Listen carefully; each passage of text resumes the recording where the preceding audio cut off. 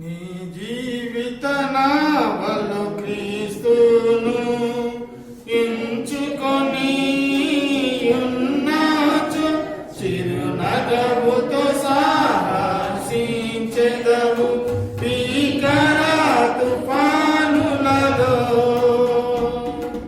సాగి వెళ్ళుచు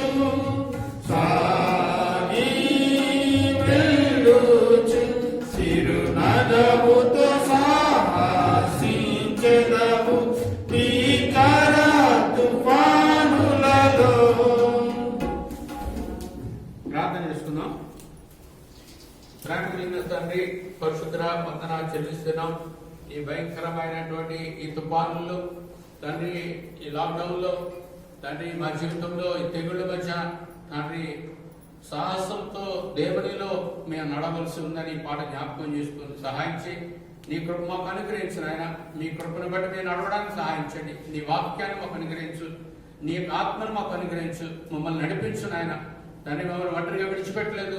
ఆత్మదేవుని ఇచ్చిన, పరిశుద్ధ వాక్యాన్ని ఇచ్చిన, సహవాసం ఇచ్చిన, నూతన పరుస్తున్న వీటిని మేము కోల్పోకుండా కాపాడు, భద్రపరచు. నీ బలను ఇచ్చినావు, నీ వందనాలు చెల్లిస్తున్నాం తండ్రి. ఈ యొక్క ప్రభా మీ యొక్క పరిపూర్ణమైన ఉద్దేశంలో మా జీవితాన్ని ఉండడానికి సహాయం చేయండి. పరిశుద్ధమైన బల యొక్క పాల్దాయించమని ఆరాధనలు మీరు చూపిన ప్రభుత్వ వందనాలు చెల్లిస్తూ బలిపడిన దగ్గర తీయబడిన నొప్పుతో నా గొంతుగా 4 పిల్లలు కాల్చమని, పరిశుద్ధపరచమని, గృహాల్లో ఉండి వాక్యం వింటున్న వారికి మాకును సహాయం చేయండి. యేసు ప్రభు నామన స్తుతించి ప్రార్థించి వేడుచున్నాం మా తండ్రి, ఆమేన్.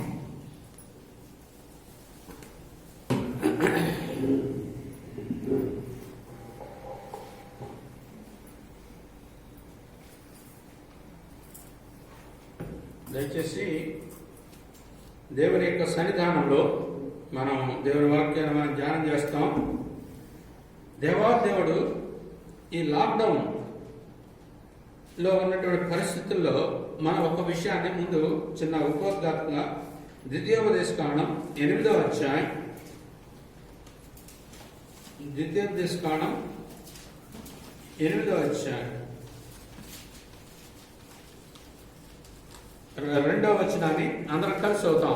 ద్వితీయోపదేశకాండం 8వ అధ్యాయం 2వ వచనం. మరియు నీవు ఆయన ఆజ్ఞలను గైకొందువో లేదో నిన్ను శోధించి నీ హృదయమునున్నది తెలుసుకొనుటకు నిన్ను అణచు నిమిత్తమును అరణ్యంలో ఈ 4 సంవత్సరాలు నీ దేవుడైన యెహోవా నిన్ను నడిపించిన మార్గమంతటిని జ్ఞాపకము చేసుకొనుము. దేవాదేవుడు ఇశ్రాయేలీయుల్ని 40 సంవత్సరాలు అరణ్యంలో నడిపించినాడు. ఎందుకు నడిపించినాడో ఇక్కడ జ్ఞాపకం చేస్తున్నాడు. ఎంతో ఈజీగా తీసుకువెళ్ళలేదు. కొన్నిసార్లు ప్రభు ఆయన ప్రేమను బట్టి తన యొక్క ఏర్పాటును ఆయన తన ఏర్పాటులో నడిపిస్తాడు. ఇదంతా ఆయన ఏర్పాటు.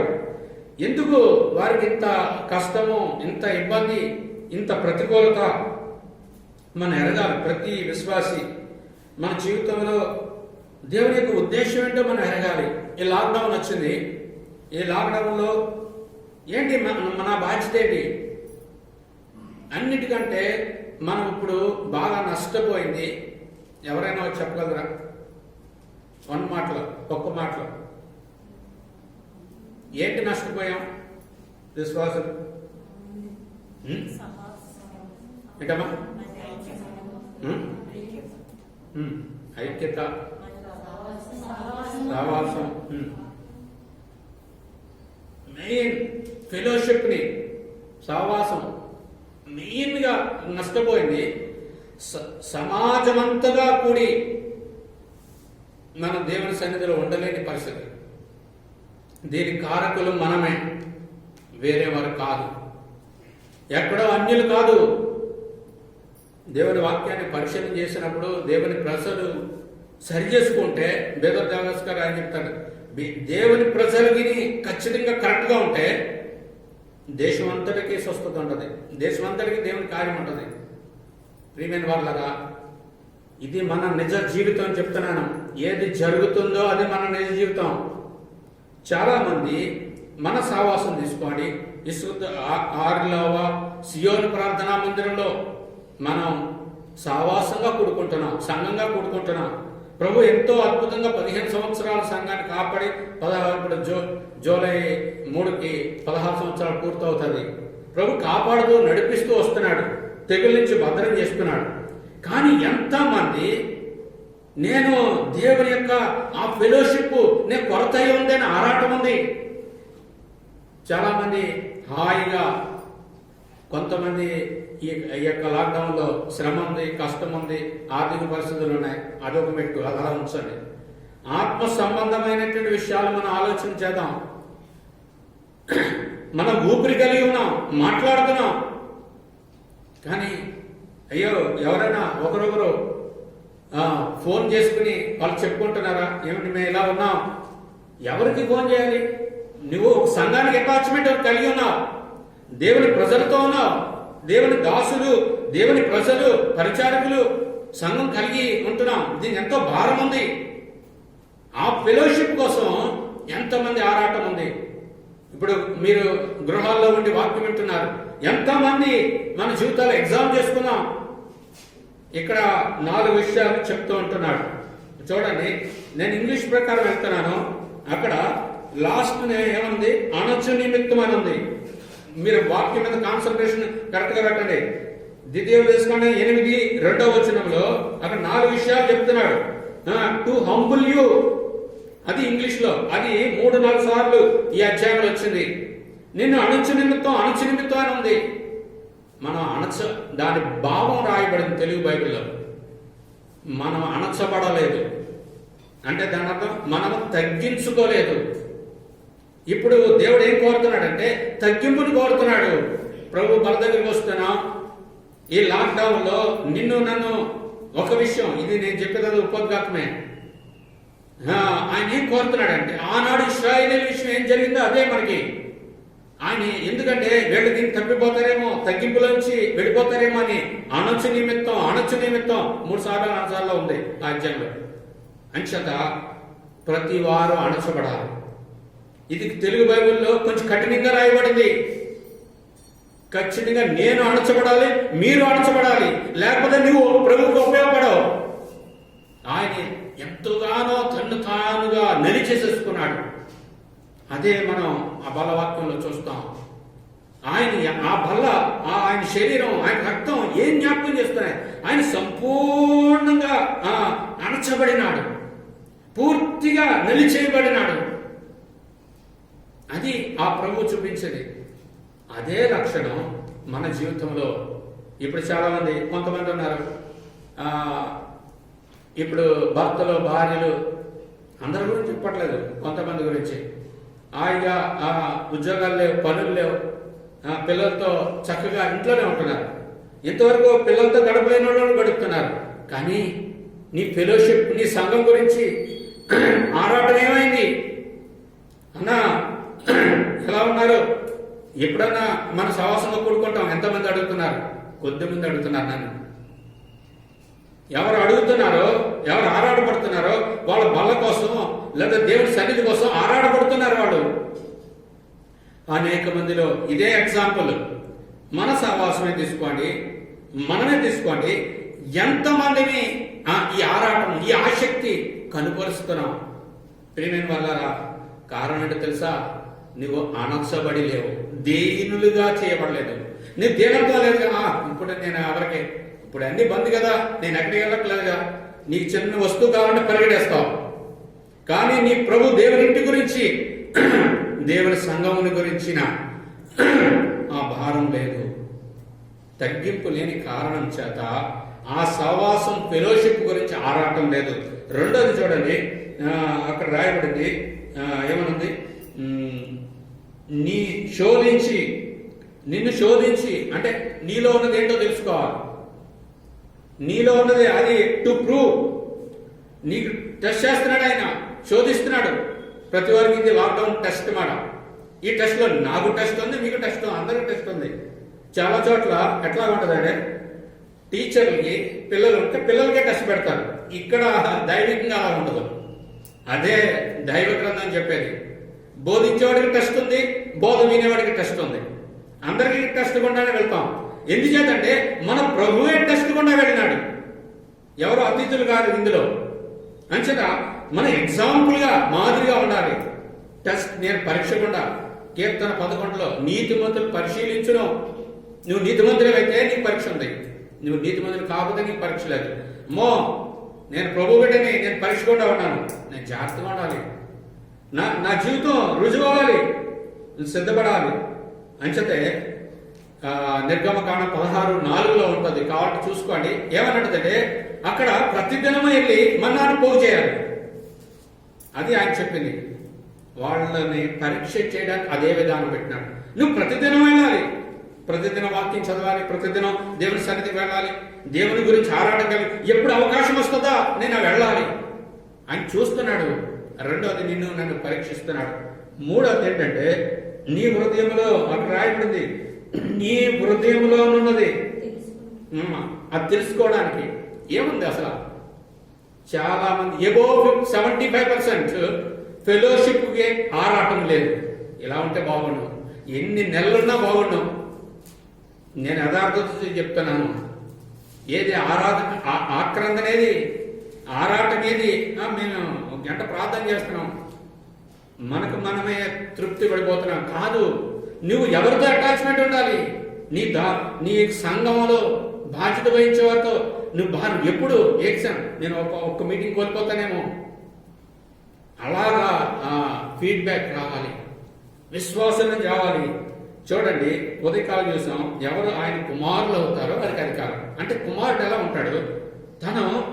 తన ఆధిక్యతలన్నీ వాడుకోవాలి. చాలా మంది దేవుని ఆధిక్యతలు వాడుకోలేని విశ్వాసులుగా ఉంటున్నాం. మీకు ఆరాధన చేసాం, ప్రభా నాకు ఎంతో అధికారం ఇచ్చామని మీకు తెలీదు. చాలా ఉన్నాయి దేవుని కృపలో, మీరు వాడుకోలేకపోతున్నారు. ఎంత అవకాశం ఉందో. కుటుంబంగా కూడుకోవలసిన విషయాలు, ప్రార్థన కూడిక జూమ్లోకి వెళ్తాం, కుటుంబంగా కూడుకోరు, ఎవరో ఒకళ్ళు వస్తారు. అది వాక్యానుసారం కాదు. కుటుంబం అంతా కూడుకోవాలి, అందరూ దేవుని సన్నిధి కావాలి. దేవుడు అన్ని చూస్తున్నాడు. ఒకటి నిన్ను నడుస్తున్నాడు. అనుచుడు అంటే దీనత్వం కలిగే ఉండాలి. ప్రభు బిడ్డ అంటే దీనుడిగా ఉండాలి. దీనత్వం నుంచి తప్పిపోతారేమని ఆ 40 సంవత్సరాల వాళ్ళని నడిపించాడు. రెండోది నిన్ను నన్ను శోధిస్తున్నాడు, పరీక్ష పెడుతున్నాడు. మూడోది నీ హృదయంలో నా హృదయం ఏముంది, నువ్వేం ఇష్టపడతావు? ఎవరన్నా వచ్చి నిన్ను ప్రశ్న వేశారు, ప్రభువే అడిగాడు నీకేం కావాలి అంటే, మన అందరం ఈ లోకంలో హాయిగా బ్రతికేస్తే అన్నం కూర అన్ని ఉంటే చాలు. ఇది కాదు. ఎంత త్వరగా ఈ లోకం నుంచి విడుదలైపోవడానికి నువ్వు సిద్ధపడతావో అది పరలోక రాజ్యం, దేవుని స్వాస్యం. నీ హృదయంలో ఏముంది? అంచత నీ ఆరాటం ఏంటి? చాలా మంది చాలా రకాల ఆశలు ఉంటాయి, వాటి మీదే ధ్యానం. అంచత నీ భూ సంబంధమైన పర సంబంధమైన దానిని నీ హృదయంలో ఉంటేనే. నూతన నిబంధన విశ్వాసులకి దేవుడు చెప్పేది అంటే నీ హృదయాల్లో వాక్యం రాస్తా అన్నాడు. అంచేత ఇప్పుడు ఆ సబ్జెక్ట్లోకి వెళ్ళాను. అంటే దాని అర్థం ఏంటంటే మనం ధర్మశాస్త్రానికి బద్దులు కాదు, అంటే పాత నిబంధన బద్దులు కాదు, నూతన నిబంధన. నూతన నిబంధన అంటే నూతన వాక్యం, దేవుని వాక్యం. యేసుప్రభువుని కలిగి ఉండాలి. యేసుప్రభువుని కలిగి ఉండడం ద్వారానే మనం ఆయన ప్రేమలో నడుస్తాం. అనేక సార్లు ఆయన వాక్యం మనలో లేదు, ఆయన మాట లేదు, ఎంచదని మన ఆరాటం లేదు. మన దేవుని బిడ్డలో అని చెప్పుకుంటున్నా. ఆ కుమారుడు కుమార్తె ఎలా ఉండాలి? నా తండ్రి నేనేం చేయాలి? నువ్వు అడుగుతున్నావా? పౌలు అడిగినాడు, ప్రభా నేనేం చేయాలి? దేవుని బిడ్డలు అడిగినారు, నేనేం చేయాలి? ఆయన ప్రతి క్షణం అడగాలి. అందుచేత ఇక్కడ నా హృదయాల్లో ఏముంది ఆయన చూస్తున్నాడు. వెతుకుతున్నామా? ఆయన ఒక్కసారి ఒక చిన్న బిడ్డ ఇంతోడు అయిపోడు, టైం పడుతుంది. వెతుకుతూ ఉండాలి. నాలుగో చూస్తే ఆయన ఆజ్ఞలను గైకొందువో లేదో ఆయన చూస్తున్నాడు. అంచతే ఈ దినాల్లో మనం సహవాసంగా ఫెలోషిప్ కోల్పోయాం. చాలా మందికి ఎట్లా ఉంటాయంటే ఇలా కరెక్ట్ తోలుతూ ఉంటే వస్తూ ఉంటారు. కరెక్ట్ తోలి కూడా ఆగిపోతే ఇంకా హాయిగా ఉంది. ఇప్పుడు ఎవరు తోలే పరిస్థితి లేదు కదా. ఇప్పుడు సోషల్ డిస్టెన్స్ ఎవరు రావడం లేదు, కొద్ది మందికే. జస్ట్ ఆన్లైన్ పరిచర్య మనం చేయగలుగుతున్నాం. మన సంఘం అంతా 80 మంది 90 మంది ఎక్కడున్నారు? ఇప్పుడు రాలేము. కానీ వారు ఆరాటం ఏది? దేవుడు చూసేది, దేవుడు ప్రశ్నించేది ఇది. వారి హృదయం ఏముంది? బల దగ్గర ప్రభు సన్నిధానంలో మనం పరీక్ష చేసుకుంటానికి వచ్చినాం. అంచేత సుమారుగా 20 నిమిషాలు దేవుని వాక్యం చూద్దాం. లేవి కాండం 2వ అధ్యాయం మొదటి వచనం 3వ వచనం అందరు కలిసి చూద్దాం. త్వరగా తీయాలి. ఒకడు యెహోవాకు నైవేద్యం చేయనప్పుడు అతడు అర్పించినది గోధుమ పిండిదే ఉండవలను. అతడు దాని మీద నూనె పోసి సాంబ్రాణి వేసి 3వ వచనం ఆ నైవేద్య శేషము అహరోనుకును అతని కుమారుకును యెహోవాకు అర్పించు హోమంలో అది అతి పరిశుద్ధము. 13వ వచనాన్ని కూడా అందరు కలుసుదాం. నీవు అర్పించు ప్రతి నైవేద్యమునకు ఉప్పు చేర్చవలను. నీ దేవుని నిబంధన యొక్క ఉప్పు నీ నైవేద్యం మీద ఉండవలను. నీ అర్పణలన్నిటిలో ఉప్పు అర్పింపవలెను. ఇక్కడ ఈ విషయాలు మనం చూస్తే దీని సారాంశం, దేవుని సన్నిధిలో పాత నిబంధనలో వస్తుదాయకంగా ఉండేది, భౌతికమైన మెటీరియల్ గా ఉండేది. అవి ఆత్మ సంబంధమైన సాదృశ్యాలు. ఆ దినం అది మెటీరియల్ గా కనబడింది. ఈ దినము నువ్వు నేను నూతన నిబంధనలోన అవి దాని సాదృశ్యంగా మన జీవితం ఉండాలి. అది ప్రభు నేర్పించారు. ఇక్కడ ఈ 4 విషయాలు ఉన్నాయి. 1 గోధుమ పిండి, 2 నూనె, 3 సాంబ్రాణి, 13వ వచనం ప్రతి నైవేద్యానికి ఉప్పు. అంటే 4వది ఉప్పు. ఏంటంటే ఈ 4 స్థితులు యేసుక్రీస్తులో మనం చూస్తాం. అలాగే మనం కూడా దేవునికి నైవేద్యంగా ఉండాలి. అంటే మనం మారుమనసు పొంది రక్షణ పొందిన తర్వాత ఈ దినాన్ని నా జీవితం అలా ఉండాలి. ఆ బల్ల మీద ఆయన ఆ రీతిగా ఈ 4 విషయాల్లో ఆయన అయిపోయినాడు. ఆయన గోధుమ పిండి వలె అయిపోయినాడు. అక్కడ ఇంగ్లీష్లో ఏమన్నాడు? Fine floor. ఫైన్ ఫ్లోర్ అంటే ఇంకా ఎలాంటి గరుకు, మిల్లుకి వెళ్ళి ఆడిస్తే చిన్న గరుకు ఉండొచ్చు పిండిలో, కానీ ఇంకా ఫైన్ ఫ్లోర్ అన్నమాట. అంటే మెత్తటి పిండి. తెలుగులో మెత్తటి పిండి ఎట్లా అవుతుంది? అది ఎంతగానో అక్కడ మనం చూస్తాం, దంచి నలిపి పిండి చేసి ఆ తర్వాత అది రొట్టె అవుతుంది. నేను నిజమైన ఆహారం, నేను నిజమైన రొట్టె యేసు ప్రభువు చెప్తున్నారు. అంచేత మన జీవితంలో ఇది మొట్టమాట ఈ గుణం కావాలి. నైవేద్యానికి మొదటిది గోధుమ పిండి. గోధుమ పిండి ఏమి చూపిస్తున్నాడు? సంపూర్ణమైన దేనత్వం. Fine floor. మెత్తగా, ఎంత మెత్తగా చేయబడితే అంత చక్కగా ఆ చపాతీ వస్తుంది. చపాతీ లొంగాలంటే మెత్తదనం కావాలి, గరుకుదనం పనిచేయదు. ఒక విశ్వాస జీవితంలో దేవుడి ఈ దినాన్ని బల దగ్గర అదే కోరుతున్నాడు. అంచె తన్ను తానుగా ఆయన దీనుడిగా, వ్యక్తుడిగా చేసేసుకున్నాడు. అది అంచెత ఆయన దేని గుండా వెళ్ళాడంటే పిండి మిల్లు గుండా వెళ్ళినాడు. అదే గోధుమ జీవితం. ఆ యొక్క దాంట్లోకి వెళ్ళి నలిగిపోయినాడు ఆయన. ప్రియమైన వాళ్ళగా నా జీవితంలో కూడా గోధుమ గింజ అది చనిపోకపోతే విస్తారంగా ఫలించదు. మన జీవితాలు అనేక సార్లు చనిపోవట్లేదు కనుక తగ్గించుకోవట్లేదు. దీనత్వం లేదు. మొట్టమొదటి గుణం నా జీవితంలో ఈ 4 అంశాల మొదటిది గోధుమ. యేసుక్రీస్తు ప్రభువును చూపిస్తుంది, నిన్ను నన్ను చూపిస్తుంది. ఇప్పుడు నువ్వు గింజవు, నువ్వు పొట్టు కాదు. నువ్వు కుమారుడవు, కుమార్తెవు, దేవుని సంతానము గింజలు. ఈ గింజ ఏం చేయబడాలి? అది తిరిగి ఏ రూపమైతే ఆయన తను తాను పోగొట్టేసుకున్నాడో ఆ రూపం తేవడానికి నువ్వు నేను ప్రయాసపడాలి. అదే దేవుని కార్యం.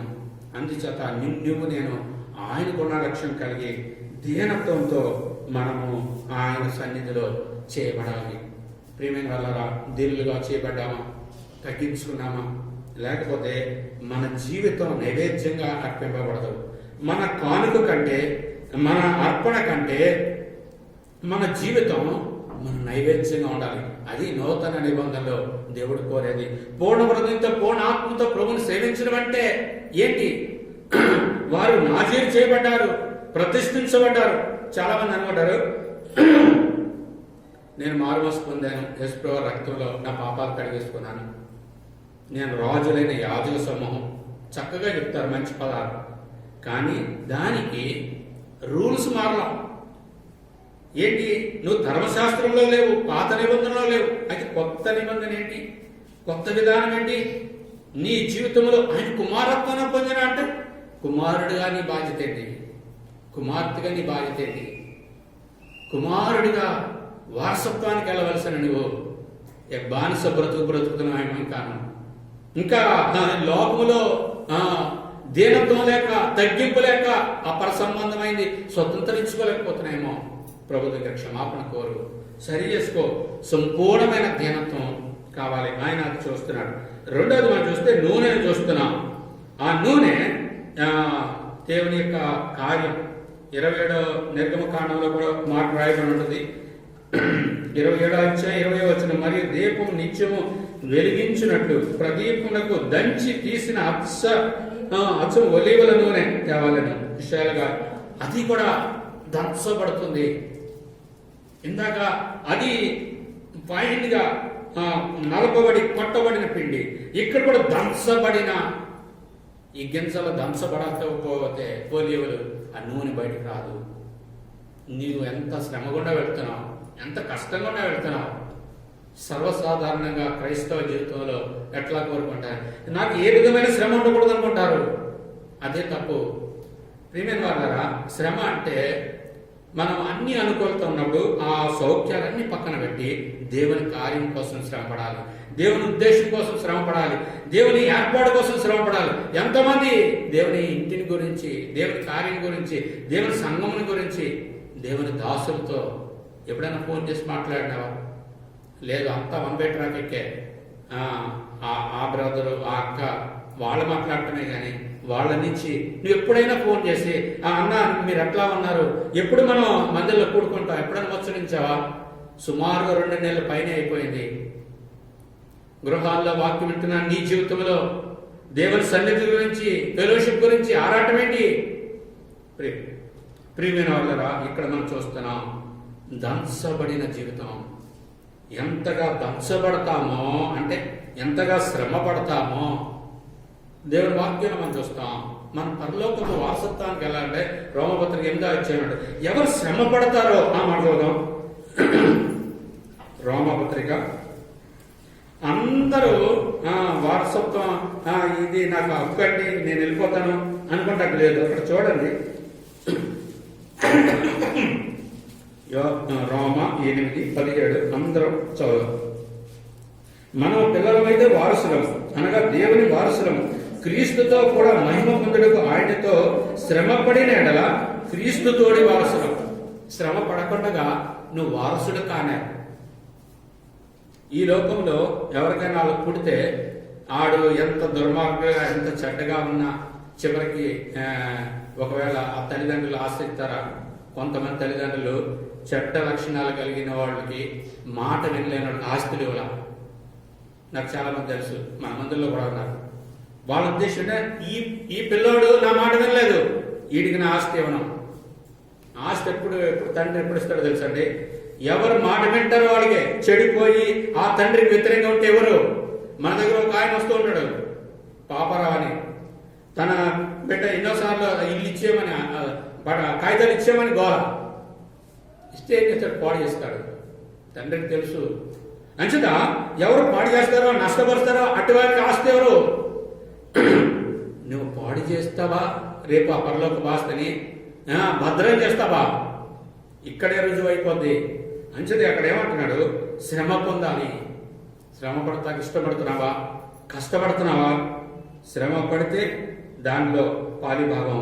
ఈ నూనె జ్ఞాపకం చేస్తున్నట్టే నీకు అది అభిషేకానికి వాడినారు. నిర్గమకాండంలో కూడా ఉంటుంది. ఆ మందిలో ఉన్న ప్రతి వస్తువు అభిషేకించడానికి, తర్వాత ఆహారాన్ని అభిషేకించడానికి అది వాడబడింది. అంటే అక్కడ అథారిటీ ఉంటుంది, నడిపింపు ఉంటుంది. ప్రియమైన వాళ్ళరా, పరిశుద్ధాత్మ దేవుడు, నువ్వు రక్షణ పొంది మారుమనసు పొందిన తర్వాత పరిశుద్ధాత్మ దేవుని యొక్క నడిపింపును నువ్వు అనుభవించాలి. ఇది మామూలుగా ఉండదు. అది ఆ దంచబడుదు ద్వారా నూనె వస్తుంది. నువ్వు దంచబడాలి. నీ గోధుమ గింజ పిండి చేయబడాలి. అలాగే నీ యొక్క గింజ దంచబడి నూనె బయటికి రావాలి. ఈ రెండాట్లకి క్రషర్ గుండానే వెళ్తుంది. గెత్సెమనే అంటే క్రషర్. ఆనాడు గెత్సెమనే వనంలో యేసుప్రభువు వారి చెమట రక్త బిందువులు అయింది. అది కూడా క్రషర్, దాని అర్థం. అలాగే నీ నా జీవితం ఈ రెండు విషయాల్లో క్రషర్ గుండా వెళ్ళాలి. శ్రమ గుండానే వెళ్ళాలి.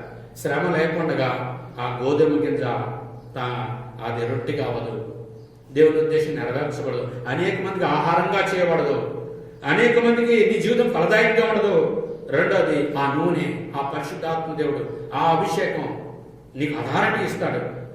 తన కుమారులైన వారికి అధికారం ఇచ్చిన దేవుడు. ఏంటి నీకు ఇవ్వబడిన అధికారం? నేను ఇందాక మాట ఉపయోగించాను. చాలా మందికి నీ అధికారాలు ఏంటో నీకు తెలియదు. ఎంత నువ్వు లాస్ట్ మెట్టు వరకు నీ వంతు నువ్వు వెళ్ళాలి.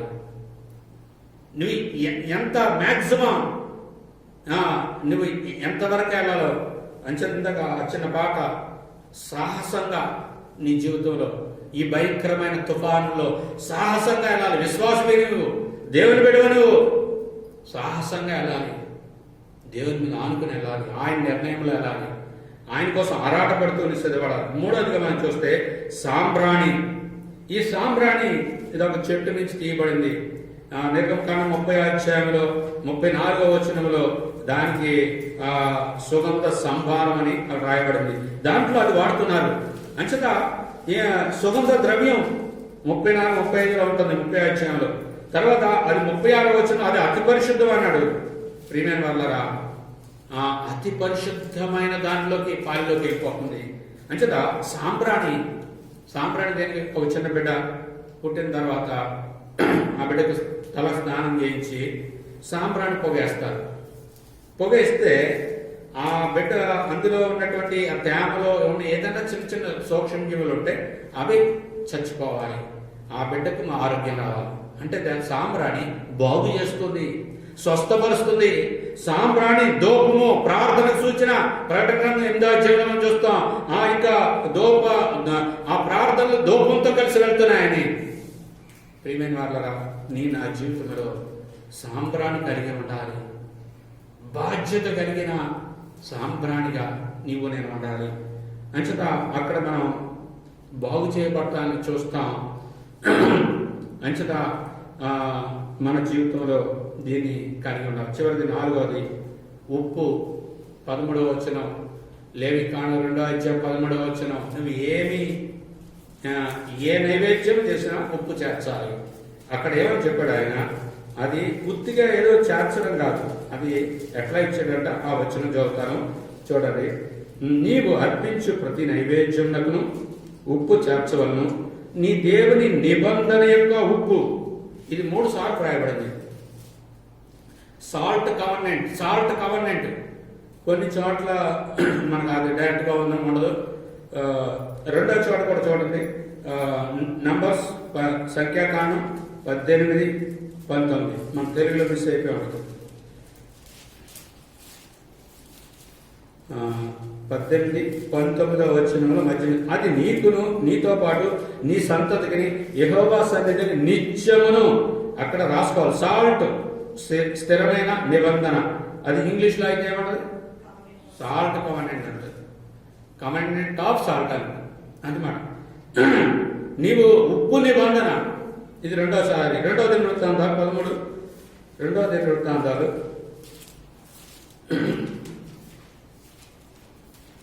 13వ అధ్యాయం 5వ వచనం. ఇశ్రాయేలు రాజ్యమును ఎల్లప్పుడూ ఏలునట్లుగా ఇశ్రాయేలీల దేవుడైన యెహోవా దావీదుతోను అతని సంతతి వారితోను భంగము కాజాలని నిబంధన చేసి దాన్ని వారికి ఇచ్చిందని మీరు తెలుసుకుంటారు కదా. అదే 1 కింద ఉప్పు నిబంధన.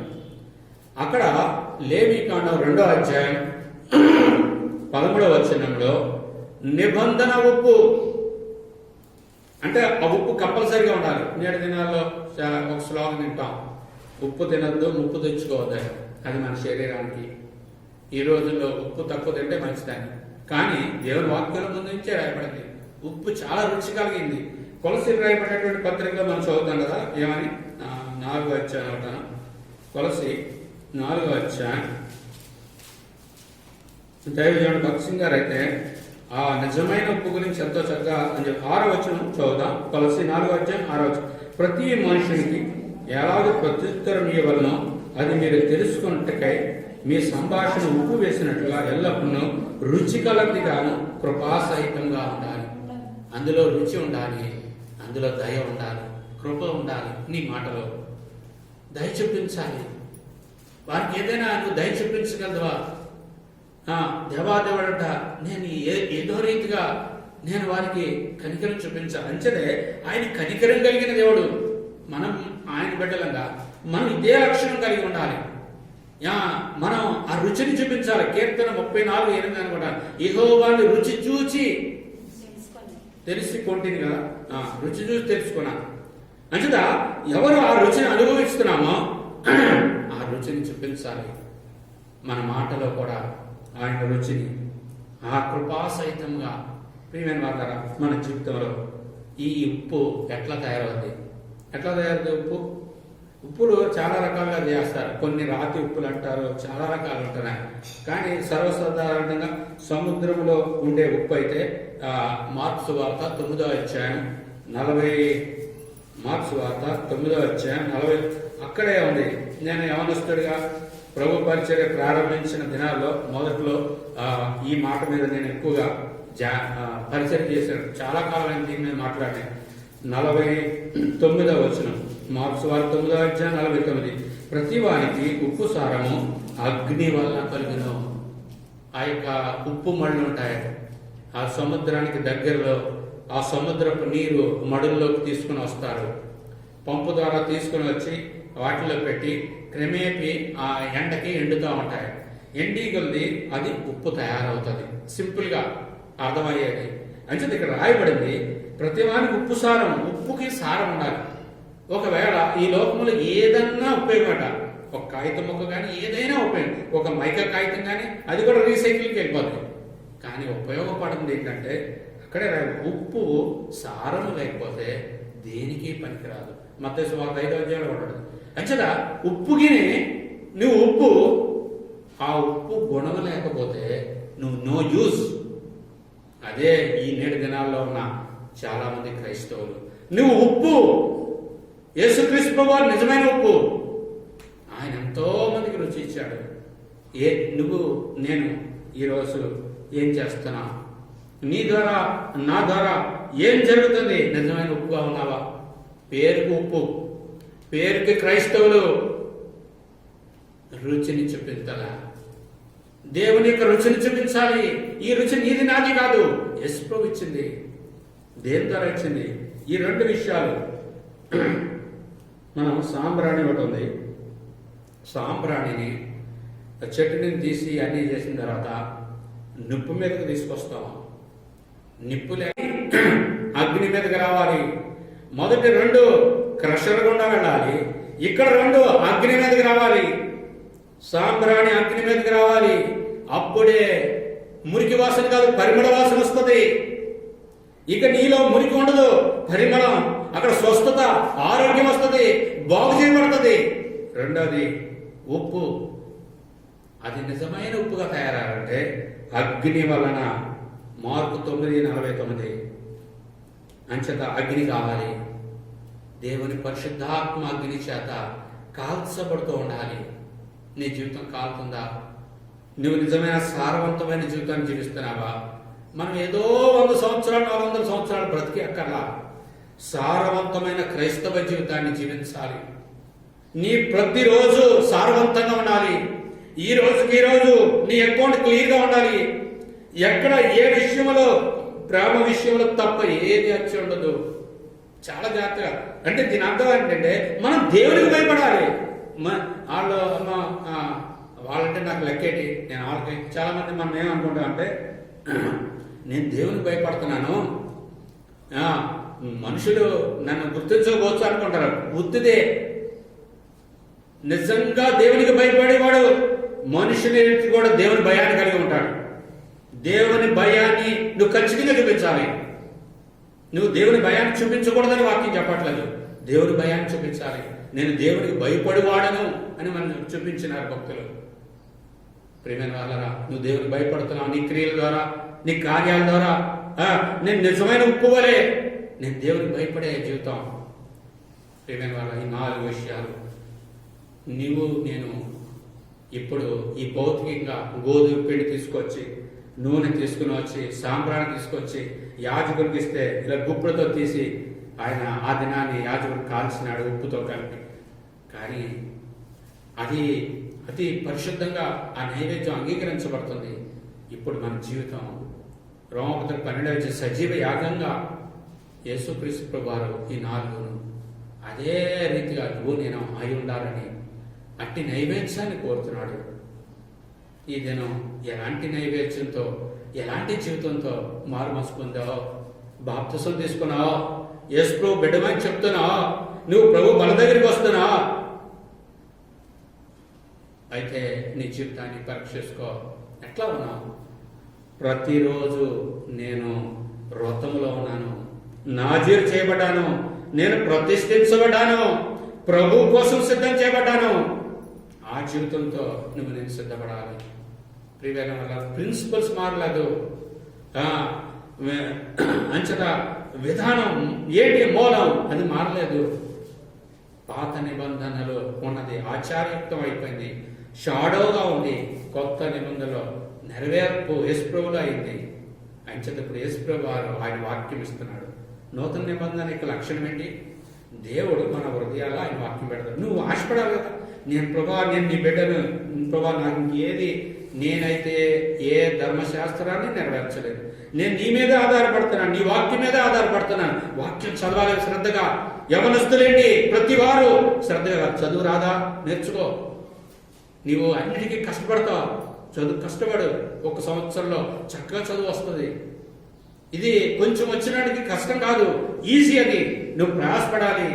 దేవుని వాక్యంలో మనం చూస్తాం, నువ్వు దంచబడకుండా నెలి చేయగలపడకుండా శ్రమ పడకుండా నీ శరీరం నువ్వేది పొందలేవు. ఎన్నో పరసంబంధమైన విషయాలు చదువు లేకపోతే కోల్పోతావు. తెలుసుకో, ఆరాటపడు, దేవుని కోసం వాడబడు.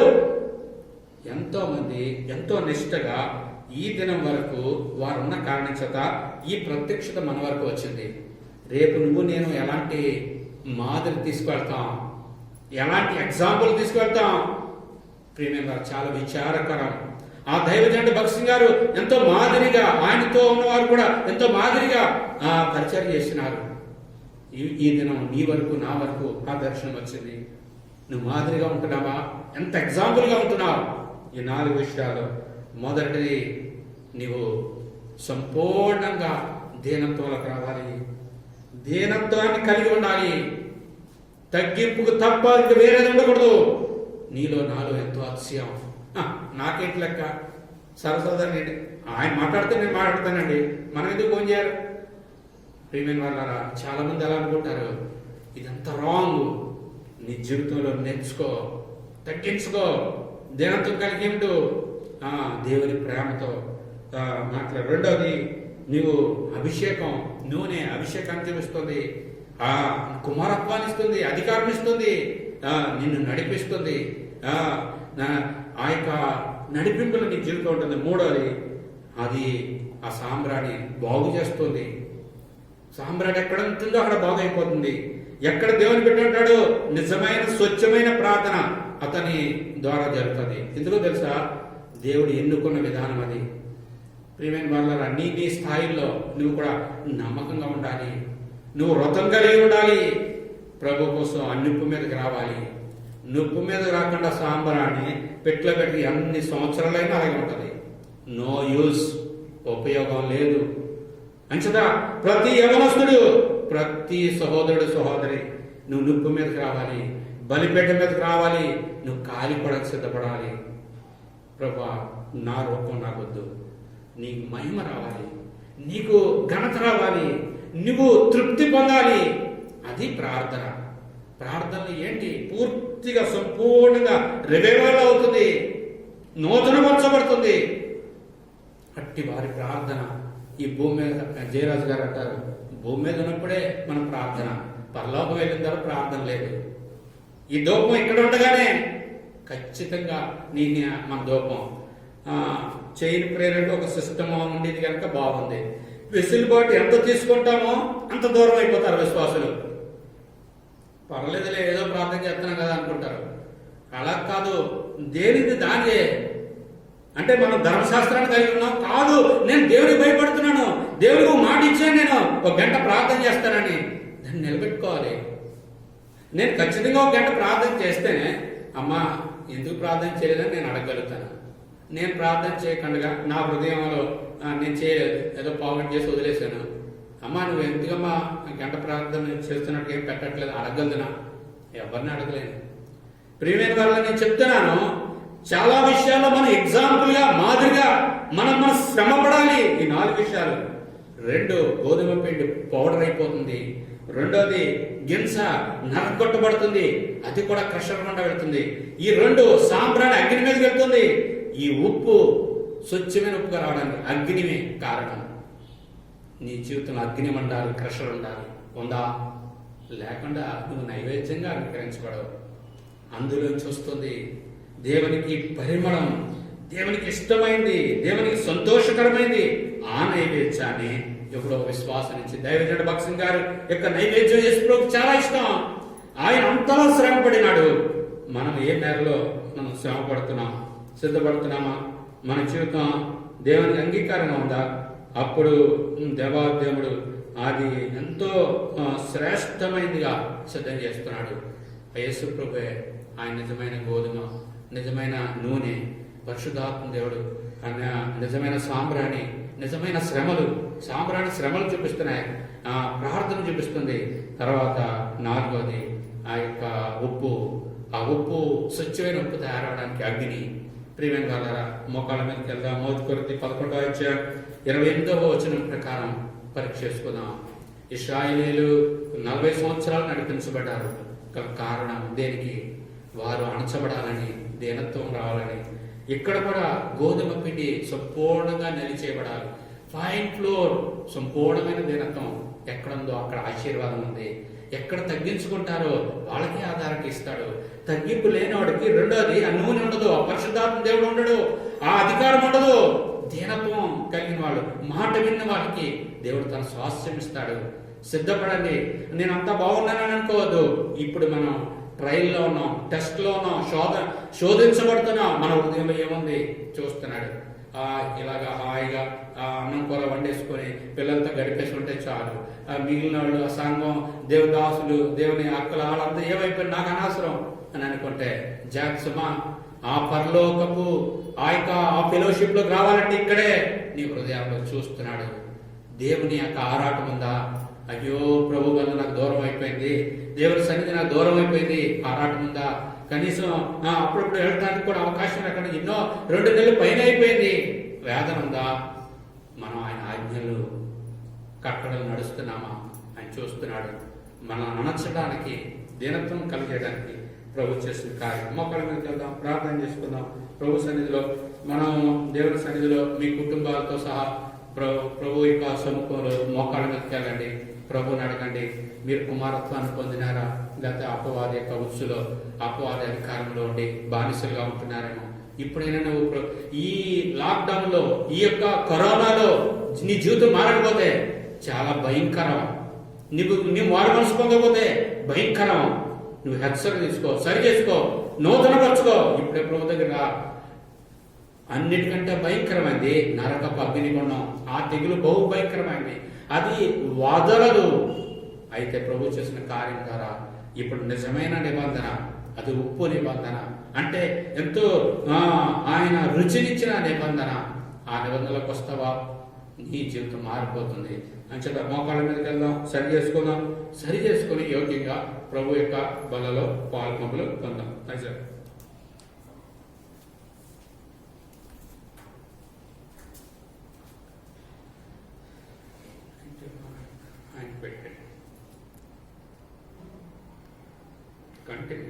మరి తప్పిపోయిన వారంగా నక్షత్రపడిన తండ్రి ఉంటున్న జీవితాలు వాళ్ళలోకమైన తండ్రి ఈ యొక్క తండ్రి శరీరంలో రక్తంలో పాల్గొని ఆ యొక్క హృదయ స్థితి ఏ రకంగా ఉంది ప్రభావం తండ్రి మన తండ్రి పరీక్షించుకోవాలి. మన తండ్రి మీరు చేసిన సులువు కార్యం జ్ఞాపకం చేసుకోవాలి ప్రభావం తండ్రి. మీరు ప్రభా ఏ రకంగా ప్రభా ఆ గోధుమ గింజ వల్ల ప్రభావం తండ్రి మీరు శ్రమ పడ్డారు. మరి మా జీవితంలో కూడా ప్రభుత్వ తండ్రి అటువంటి శ్రమల గుండా వెళ్ళి, పరీక్షల గుండా వెళ్ళి ఆ కుమారాత్మలో ప్రభుత్వ తండ్రి మేము కూడా ప్రభుత్వ తండ్రి వాళ్ళు భాగత్వంగా అధికారం కూడా ఉన్నాం ప్రభు. అటు జీవితంలో ప్రభు నా తండ్రి మేము తగ్గుకున్న జీవితాలు ప్రభు నా తండ్రి మేము సరి చేసుకోవాలి ప్రభు నా తండ్రి. మన తండ్రి ఉపయోగంగా ప్రభు నా తండ్రి అది నిస్సారమైతే దేనికైనా తండ్రి ఉపయోగపడదు ప్రభు. మా జీవితాల్లో నిస్సారమకుండా సారం కలిగి ఉప్పువలే నేను తండ్రి సంఘ సావాసములు ప్రభు ఏ రకంగా స్థిరపడాలో తెలిసేసి మాట్లాడుతున్నారు ప్రభు. అటువంటి జీవితం మా అందరికి దయచేయమని మా తక్కువ మా బ్రతుకులన్నీ కూడా ప్రభు నా తండ్రి సరిచేయమని యోగంగా ప్రభు దానిలో పాల్గొని కృప అనుగ్రహించమని నా తండ్రికి మీరు అనుగ్రహించినారు తండ్రి. మరి నన్ను తండ్రి శ్రేష్టమైన తండ్రి మరి వాక్యాన్ని నాలో మొదలు ఫలించమని నా తండ్రి మీరు చేసిన సులువు కార్యం పరిశుద్ధ రక్తం ద్వారా ప్రభు మా యొక్క పాపాలు క్షమించిన దేవుడిగా మనం వందనాలు చెల్లించుకుంటాం. శృతించి ప్రార్థన చేసి ప్రణామంలో అడిగి వేడుకుంటున్నాం మా పరమ తండ్రి. మీకు కూడా పైకి చూపించారు.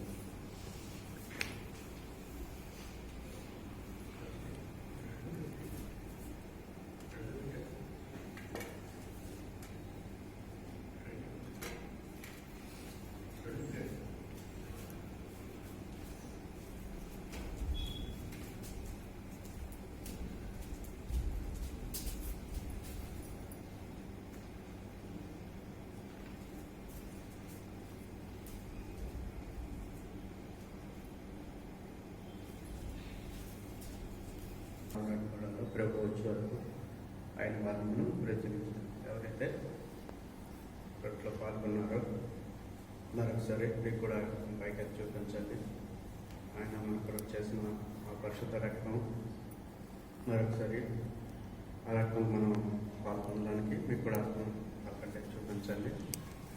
ఒక చొప్పు తీసుకొని పక్క వరకు అన్ని చూపించండి.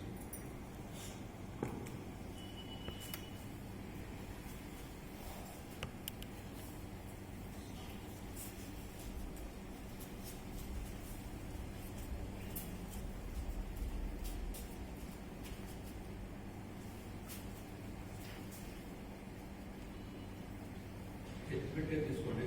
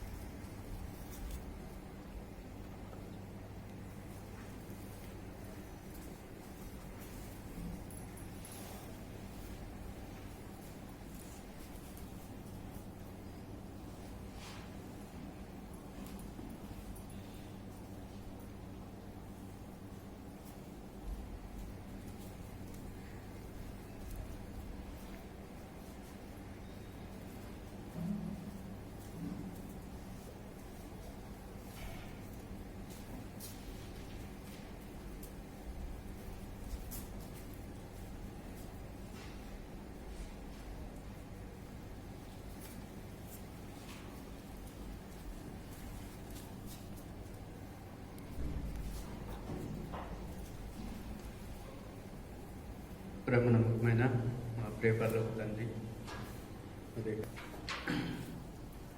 495 పాట పాడుకుంటూ మన కానుకలు ప్రభుకి సమర్పించుకున్నాం. పాల్గొంటా 423 ఆంచి సార్ ఒక్కసారి పెట్టుకుంటాం. నీవే లోకమునకు వెలుగు, లోకమునకు ఊపు నీవే. మీరే మనుజులు మీదు మంచి క్రియలను కని తండ్రిని మహిమపరచగా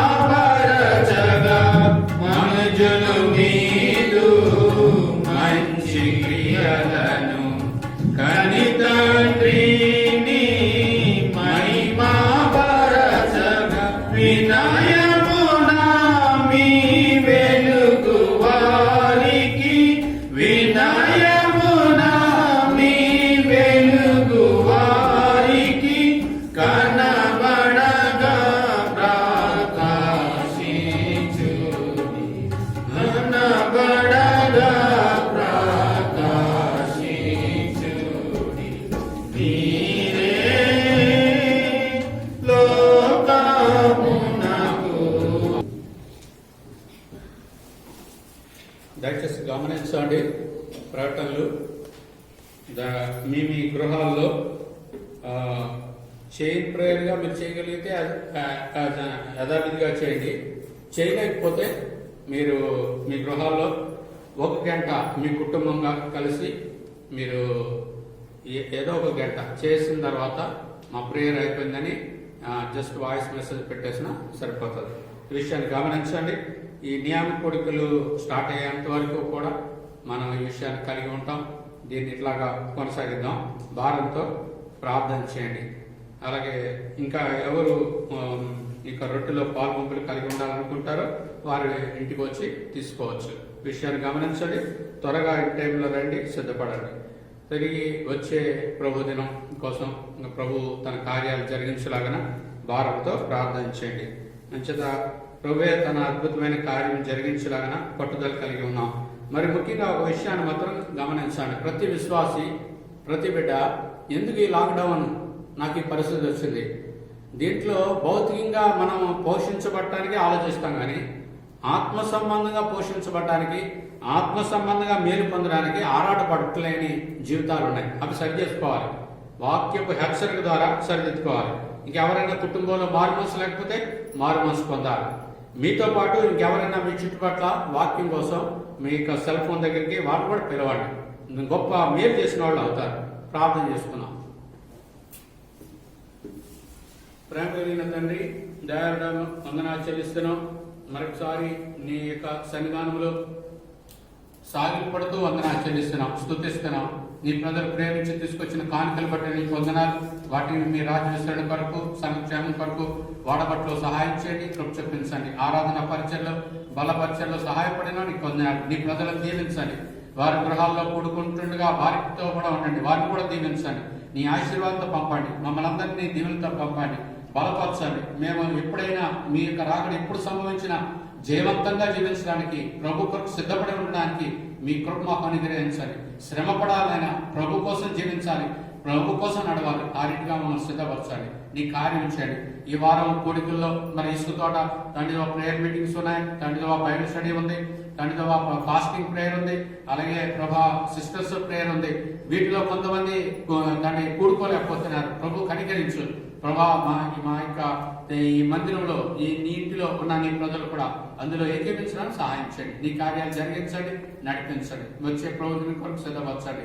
నీ ప్రజలు ఆయా చోట్ల చెదిరి ఉన్నారు, వారిని కాపాడి భద్రపరచండి, సహాయం చేయండి. తండ్రి ప్రభా మరొకసారి తండ్రి సంధ్య సింహాచలం వాళ్ళ యొక్క పాప విజయనగరం ఫోన్ చేసింది, ప్రార్థన చేస్తున్నాం. ఆ కుటుంబం కోసం ప్రార్థన చేయమని కోరింది. వాళ్ళ తండ్రికి కొంచెం సింహాచలం బాగాలేదని చెప్తున్నారు. ఆయన కూడా సంపూర్ణ ముట్టండి, స్వస్థపరచండి, కృప చూపించండి. ఇంకా ఎవరు ప్రార్థన సహాయం కోరినారు? సోదరుడు వినోద్ గారు తండ్రి వాళ్ళ యొక్క పాప టీచరు యొక్క భర్త మరి దాని మహేంద్ర పాల్ సింగ్, ఆయన క్యాన్సర్ ట్రీట్మెంట్ లో ఉంటాడు, ఆయన ముట్టండి, బాగు చేయండి. అలాగే అబ్రాహం గారి అత్తగారిని మీరే ముట్టండి, బాగు చేయండి. అలాగే ప్రభా ఎవరు సమస్యలో ఉన్నారో సహాయం చేయండి.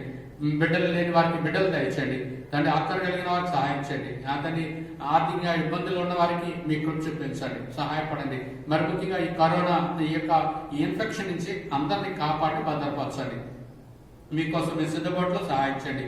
తండ్రిగా మీ చిత్తమైతే రోహామా కుటుంబం తండ్రి జూన్ 1st వీక్ లో తండ్రి విశాఖపట్నం రావాలని తన తలం పొంది, మీ చిత్తమైతే సరైనటువంటి ప్రయాణ సౌకర్యం అనుగ్రహించి తండ్రి ఎలాంటి ఇబ్బంది లేకుండా సాఫీగా రావడానికి సహాయం చేయండి.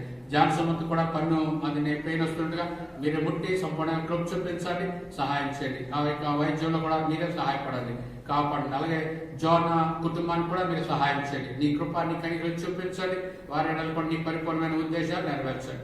మీకే స్తుతులు చెల్లిస్తూ తండ్రి ప్రదీప్ వాళ్ళ కుటుంబం తండ్రి ప్రభా మరి వాళ్ళ ఫ్రెండ్ కారు వచ్చి తన అందరూ తీసుకెళ్లాలని ప్రదీప్ ప్లాన్ చేస్తుండగా సహాయం చేయండి. ఈ రీతిగా నీ కార్యాలు మీరు జరిగించండి. నీ బిడ్డలందరితో ఉండండి. ప్రతి వారికి మీరే సహాయం చేయమని, దయ చూపించమని, నీ దేవుని ఆశీర్వాదంతో నింపమని, జాబ్స్ కోసం ఎదురు చూసే బిడ్డలు సహాయం చేయండి, వివాహాల కోసం ఎదురు చూసేవారు సహాయపడమని, ఈ దయాభి కనికరంతో దేవునితో పంపమని, తండ్రి రిజల్ట్స్ కోసం ఆన్లైన్ ఎగ్జామ్స్ కోసం సిద్ధపడే బిడ్డలందరికీ సహాయం చేయమని, మహిమ పొందమని మా ప్రియ ప్రభును రక్షకుడు యేసు ప్రభువు నామములో స్తుతించి ప్రార్థించి వేడుకొంచున్నాం మా తండ్రి. ఆమేన్. పరమ తండ్రి అయిన దేవుని ప్రేమ, క్రీస్తు ప్రభు యొక్క కృప, పరిశుద్ధ ఆత్మ దేవుని యొక్క సహవాసం సన్నిధి, కూడి వచ్చిన మనకును గృహాల్లో కూడుకునే వారిని తోడండి నడిపించును గాక. ఆమేన్. Praise lord. మీ అందరికీ వందనాలు. Praise lord.